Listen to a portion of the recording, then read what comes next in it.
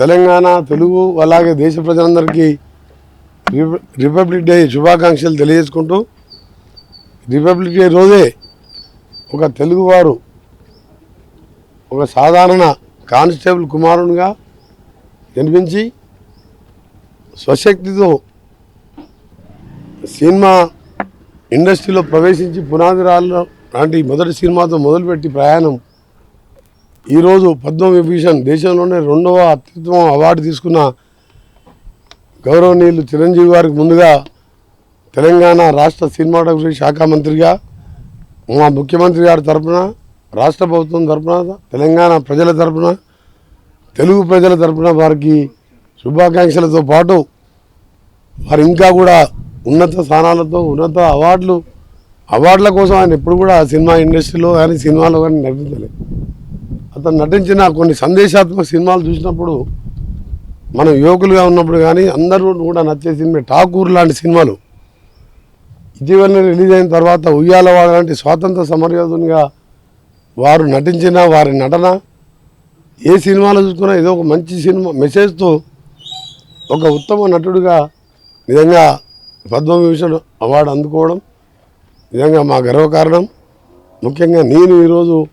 సినిమాటోగ్రఫీగా వారికి సన్మానం చేయడం ఇది ఒక తెలుగు ప్రజలందరూ కూడా సన్మానం చేసిన విషయంగా భావిస్తూ ఈ అవార్డుకు ఎంపిక చేసిన కేంద్ర ప్రభుత్వానికి కృతజ్ఞత తెలియజేసుకుంటూ, రాష్ట్ర ప్రభుత్వం కూడా త్వరలోనే ముఖ్యమంత్రి గారితో మాట్లాడి ఘనంగా పౌర సన్మానం వారికి కూడా ఏర్పాటు చేస్తూ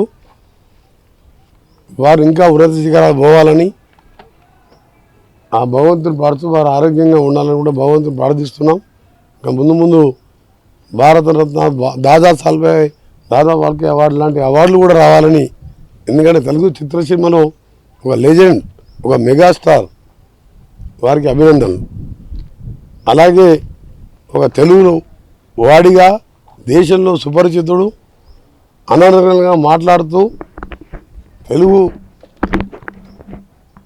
భాషని కానీ ఆయన ఒక మామూలు స్థాయి నుంచి ఇవాళ ఉపరాష్ట్రపతి వరకు ఎదిగిన వెంకయ్యనాయుడుకు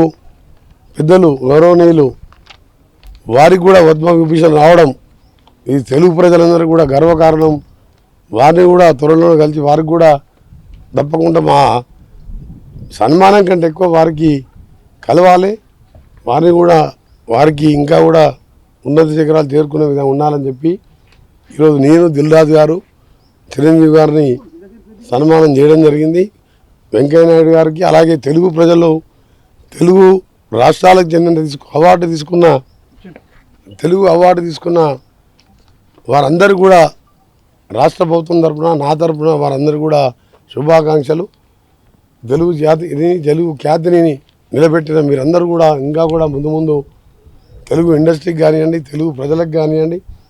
సందేశాత్మక చిత్రాలు ఇంతకుముందే చెప్పిన ఠాకూర్ లాంటి సినిమాలు తీస్తూ ప్రజల్లో ఉండాలని అందరూ కూడా మరొకసారి కేంద్ర రాష్ట్ర ప్రభుత్వాలకు ఈ విధంగా వారిని సన్మానించినందుకు మరొకసారి కృతజ్ఞత తెలియజేసుకుంటాం.